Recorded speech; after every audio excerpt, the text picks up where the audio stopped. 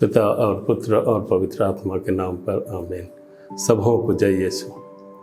प्रिय भाइयों और बहनों, आज के सुसमाचार में यीशु अपने शिष्यों को 10 कुंवारियों का दृष्टांत सुनाते हैं। सुसमाचार का केंद्र बिंदु दूल्हे पर नहीं, 10 कुंवारियों और उनके मशालों पर है।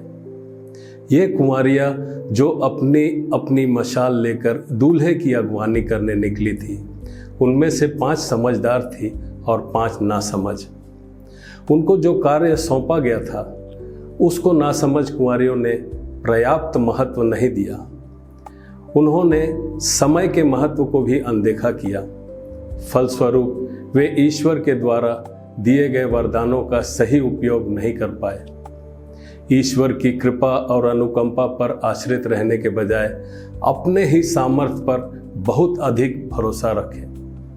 आज यीशु हमें सतर्कता के साथ साथ तत्पर रहने की बात कहते हैं कि हम उनके आगमन की प्रतीक्षा में आध्यात्मिक रूप से दृढ़ बने रहें। सुसमाचार में दूल्हा यीशु का प्रतीक है, जो अपने लोगों को साथ ले जाएंगे।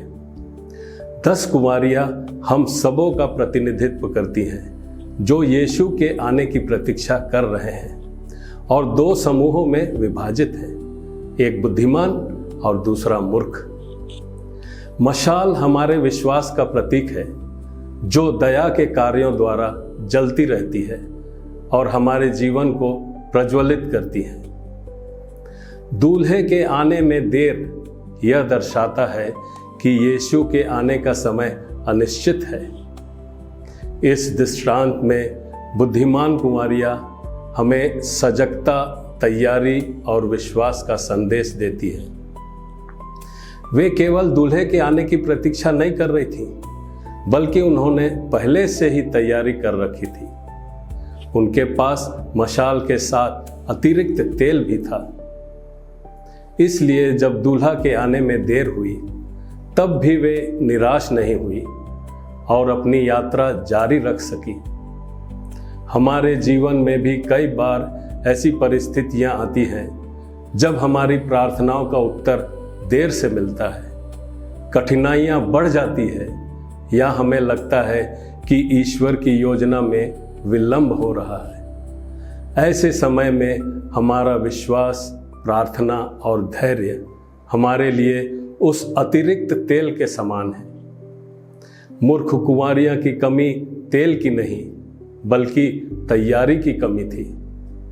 उन्होंने दूल्हे की आने की संभावना को तो स्वीकार किया, लेकिन उसके लिए पूरी तरह तैयार नहीं थी। यह हमें याद दिलाता है कि केवल यह कहना पर्याप्त नहीं है कि हम ईश्वर पर विश्वास करते हैं। हमें अपने जीवन में उस विश्वास को बनाए रखने के लिए निरंतर प्रयास करना चाहिए। बुद्धिमान कुंवारियों का तेल कोई ऐसी चीज नहीं थी जिसे वे अंतिम क्षण में दूसरों से लेकर अपनी तैयारी पूरी कर सकती थी।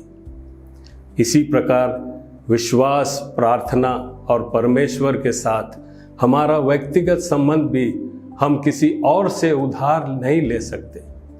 उसे हमें स्वयं अपने जीवन में विकसित करना पड़ता है। इसलिए यह दृष्टांत हमें आमंत्रित करता है कि हम स्वयं से पूछें, क्या मैं प्रभु के आने के लिए तैयार हूं?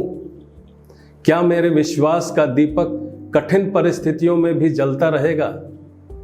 क्या मेरे जीवन में इतना तेल है कि विलंब और कठिनाइयों के बावजूद मैं प्रभु के साथ अपनी यात्रा जारी रख सकूं? बुद्धिमान कुंवारियां हमें सिखाती है कि तैयारी केवल एक क्षण की नहीं, बल्कि प्रतिदिन की जीवन यात्रा है। हमें अपने विश्वास का दीपक जलाए रखना है और प्रभु की प्रतीक्षा करते हुए विश्वास, प्रार्थना और प्रेम में दृढ़ बने रहना है। आज हम हिप्पो के संत अगस्तिन का पर्व मनाते हैं, जिन्होंने अपने जीवन में परिवर्तन लाते हुए आध्यात्मिकता में बढ़ते गए। आज वे एक महान धर्मशास्त्री कहलाते हैं। आइए भाइयों और बहनों, हम संत पौलुस और संत अगस्तिन की भांति ईश्वर को अपने जीवन में अनुभव करते हुए और अपने पापमय जीवन को त्यागते हुए समझदार कुंवारियों की तरह हमेशा दूल्हे की आगमन की बाट जोहते रहे। इस कृपा के लिए हम ईश्वर से प्रार्थना करें। आमीन। दैनिक आहार है वचन का प्यारा उपहार, रोज का है ये आत्मा का पोषण संसार। हर शब्द में छुपी है ईश्वर की पुकार,